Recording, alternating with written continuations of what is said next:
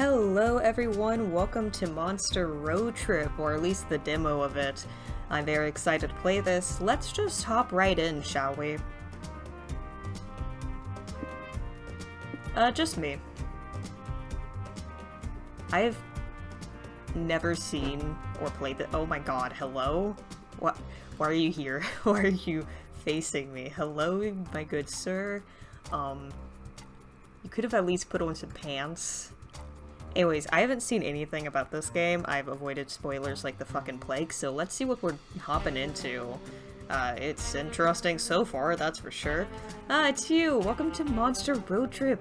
Get ready for a demo of a game that is its own beast. Unlike our previous games, this is not a dating sim, which means you can't get terribly dumped like you have your last two playthroughs. Although the final game will include dating mechanics, fuck. This is a multiplayer narrative survival adventure. Oh god, I'm gonna die. What a mouthful, huh? Don't fret, for the very first time we're adding tutorials for the game from the very start. You can skip them once you got the gist, but believe me, it might be useful to check them at least once. You'll ride alongside Polly and Scott, but be sure this game is filled with all sorts of characters. You'll see some new faces and a few old friends. Please feel free to take screenshots and share them with your friends on social media. And come across the demo on our official Discord server. We'd love to hear your thoughts. And that's all. We wish you the best, thank you for your support, and hope you enjoyed this weird little demo we've prepared for you. Good luck on the road!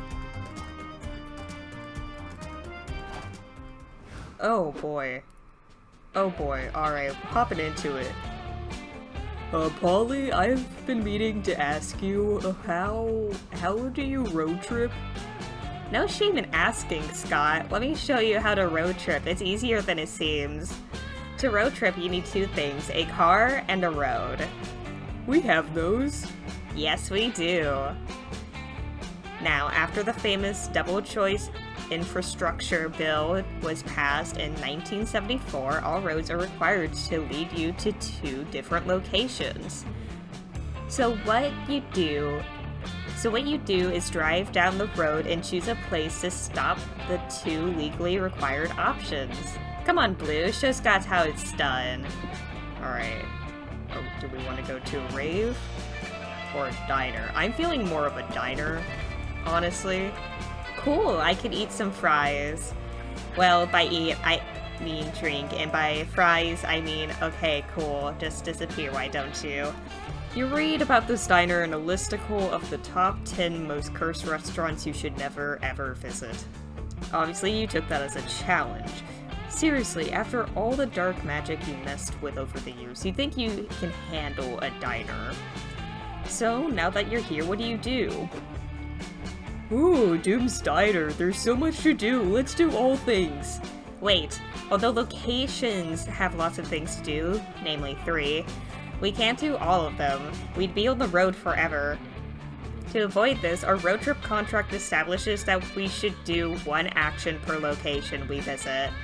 Oh right, we can't break the road trip contract. And never forget, on this road trip there are some key resources to keep us all afloat. Money, stamina, magic, hype, mind, and soul.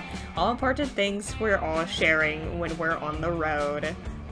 Our choices have consequences on these resources, and that will affect everyone. Oh, this would be interesting, play with a group of people. Too bad I'm lonely. And if one of them depletes completely, we can kiss this road trip goodbye, Scott. Okay, I'll do my best to be a good boy. Come on, let's start by picking an action. Alright, use jukebox? Order something? Or look for a booth. Okay, well, we have equal... You know what? My soul is telling me to use the jukebox. Yeah, let's do the jukebox. You all enter the diner and approach the jukebox to play some tunes, but before you can pick a song, your eerie waiter shows up to ruin your good time. I wouldn't touch that if I were you. Such a Gerard way. You were us? When were you us? I never noticed. Shh, Scott, it's okay. Gerard, stop confusing Scott with your past conditional tenses and be of service here. We're obviously not you because unlike you, we're cool and fun and sexy, which means we're going to play some music. You think you're better than me? Huh. Cool, fun, and sexy has nothing on stressed, depressed, and hot in a sickly Victorian child way. Besides, I'm trying to do you a favor. The reason you shouldn't use the jukebox is because it's cursed. Ha, the only cursed thing here is the picture I found of a squirrel who ate a whole melon. How did the squirrel manage to fit a whole melon in his body, Gerard? It shouldn't be anatomically possible, Gerard. Look at the squirrel, Gerard! Stop. Your bubbly stream of nonsense is curse enough already. Go ahead and use the jukebox. It's your funeral. No, it's not. My funeral was in a way cooler diner. Blue, choose a dope curse track to play. Go full DDR into Valkyrie Dimension and Beethoven Virus back to back. 10 uninterrupted hours of the happy birthday song. I don't care about the consequences of the first one. We're not doing the second one. As soon as you hit play, all the lights in the diner go out. Demonic arrow-shaped sigils appear at your feet. The devilish Chimera song begins, and you dance faster than ever before. Your feet are in a frenzied blur. What a tragic affair. This song is two of the hardest DDR tracks ever created, magically stitched together by a sinister necro-dancer. Even I would never create a curse so despicable. The only dance moves I condone are the headbang and the stoic lighter sway anyway. Wow, intense. How long is Blue gonna be dancing for? Who knows? You can't stop dancing. You dance out of the diner. You dance all day, every day, ceaselessly. You dance your way into your dream job. You dance during your wedding vows. You have children. And you and your beautiful family dance together. Grow old. You're diagnosed with terminal dancing syndrome. And is your doctor also dancing? You only have 6 months left to live. 6 months left to dance. You make most of that time until you begin to see the light. You dance towards it, ready at last for rest. The light clears and you're lying on the diner floor. Everyone's staring at you, then they burst into applause. OMG Blue, you broke the curse. You broke the curse with your sick, nasty moves. Gain +2 hype for braving such a hard-ass-headed song, but lose 3 stamina because, as you may infer, this was way too much dancing for one day, maybe for one life. Okay, so there's gas, transportation of the future, then the world's biggest potato. You say potato, I say potato. Okay, we need to focus on getting our stamina back. I think maybe the food does that, so I'm gonna go to the potato. I think I swallowed a mosquito. Remember to surpass your gag reflex, Scott. Behold, the world's biggest potato is so large, so starchy, so rustic. So ripe for the creation of the world's biggest plate of french fries. There's plenty to do besides stare at this agricultural marvel. What do you do? Woohoo! Again, let's choose an action and make an event happen. Yes, I'm ready for all the randomness of these events, Carrie. Actually, Polly, I was checking this guide and it says that every potential action comes with useful signs. Oh, really? I thought it was all random, like... That was okay with me. Utter chaos suits me. Oh, look, the different signs signify different types of events. Let's see here.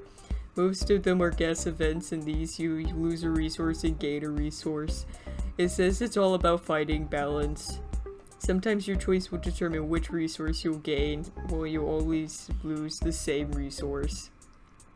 Sometimes the opposite. You must guess what resource you'll lose, and the resource you gain is fixed. That's not so bad. If we know losing or gaining a resource is unavoidable, well, we may dodge a fucking up big time. But sometimes you gotta guess both. And finally, there's quantities. quantities, not quantitaties. Focus, Dancy. Those events have always 3 choices that will affect our resources. Okay. But the difference is each choice affects resources by 3 different degrees. A bit, somewhat, or a whole lot. Okay, so in all of those types of events, the strategy would be try to guess which resource goes with what choice to be, you know, smart and all that. I'm not very smart, but I'll do my best to at least be all that.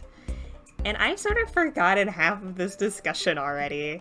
So Blue, what if we leave this responsibility up to you? Thanks. Don't worry, Blue, you can keep my guide so you can always check each side to remember what it means. Now come on, Mama wants to see some action. Choose a way.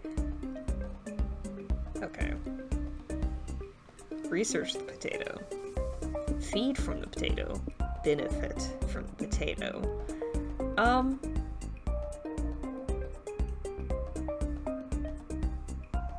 Okay, I think this means I'm going to gain stamina. I would like to gain stamina. How could you look at a giant potato and not crave fries? You need to find something to eat. Hey look, they have a diner built into the side of the potato. That's a long line. They better at least have some vodka on the menu. Welcome to the Big Potato Diner. What can I get you? 1 hamburger, please. What part of Potato Diner don't you understand? Don't ask that question. We might be here for a while. Damn, those dishes are kind of expensive. Why is this potato stand so pricey? Because we all make our food out of the big potato. Every bite is a bite of potato history. Cool. Does the big potato make a really good potato dishes or something? If anything, they all kind of taste stale. The big potato's getting a little up there in age. But hey, we have this special section on the menu. The manager isn't sure if it's morally okay to keep selling these dishes so the prices are more competitive. That doesn't sound great, but oh boy, these prices are low. They're so cheap, they won't even make a dent in your money stat. The question is, which one of these dishes will feed you while fucking you up in the least inconvenient way? The infinite fry, or the smashed potatoes? I want to do the infinite fry. It isn't literally infinite, is it? There's no way we can finish cooking something that defies the laws of time and space. Sure, for legal purposes, it's not infinite. Just try not to think too much about it and stop eating it at some point and you should be fine. You start eating, gain +2 stamina. You chew and chew, thinking at any moment you'll reach the end of the fry, but you don't. You eat the same fry for 1 minute, then 5 minutes, then an hour, then longer. There's no end to this crunchy, salty thing. Blue, I'm sorry, but it's time for an intervention. You gotta stop eating that fry. It's unhealthy for you. No. Fuck you. I'm eating this fry. I fucking love French fries. Or French fry. In this case. No way, you've invested too much time into finishing this fry now. You have to see it through. Sunk cost fallacy for the win. Can we at least have some? No, it's your fry. You keep eating, but your brain cannot comprehend infinity, not even in such starchy, simplistic terms. You eventually pass out.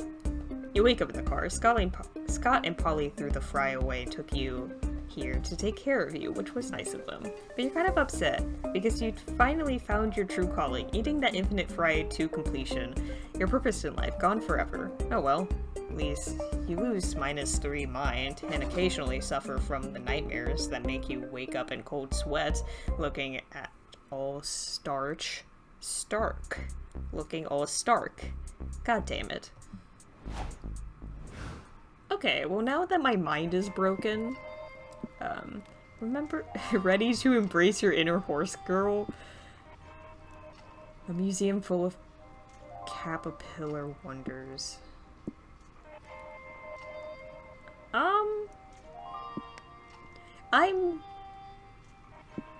So Roadside Wig Museum, which will lose us money, but will gain us hype, I think it is.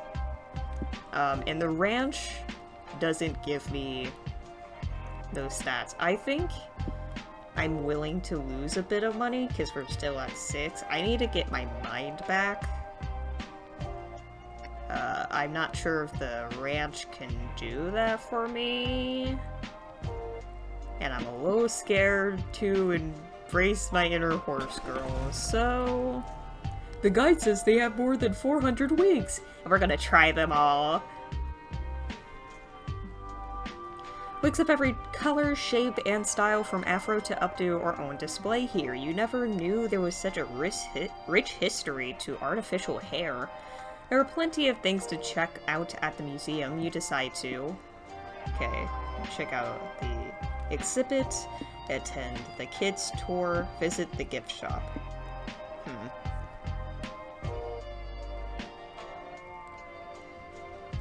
Well, with this one, I would have to guess which stat I lose.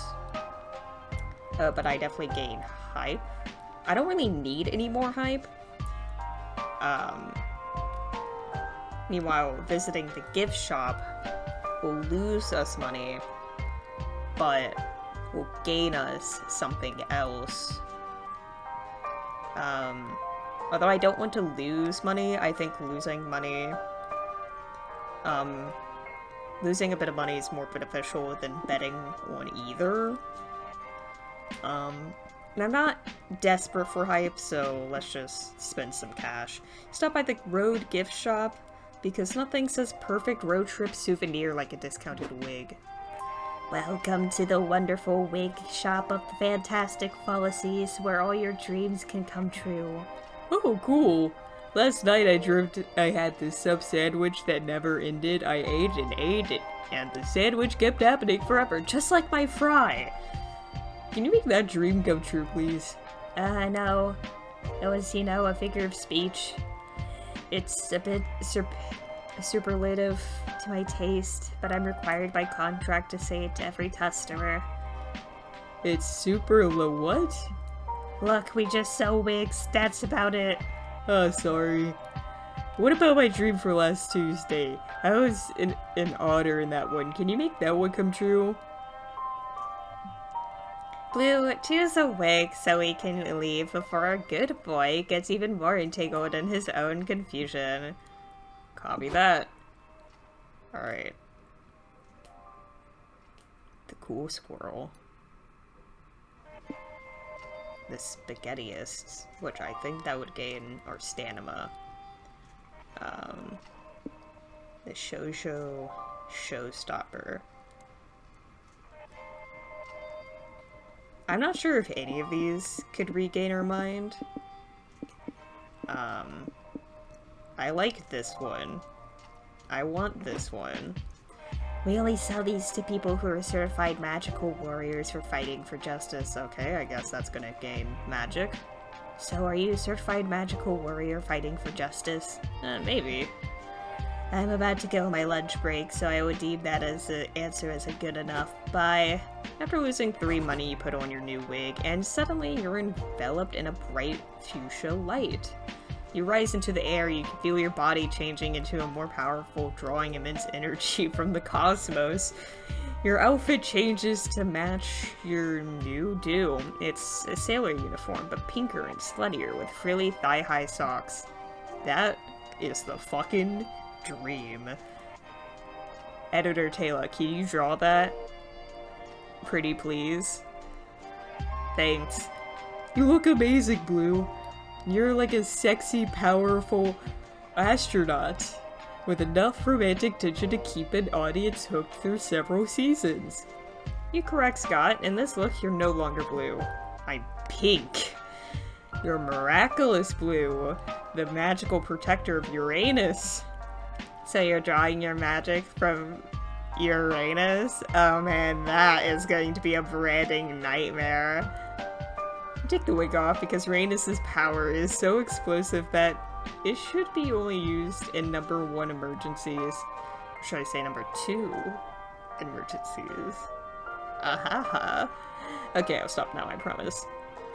But your short affair with the showstopper has given you +2 magic. God bless Uranus.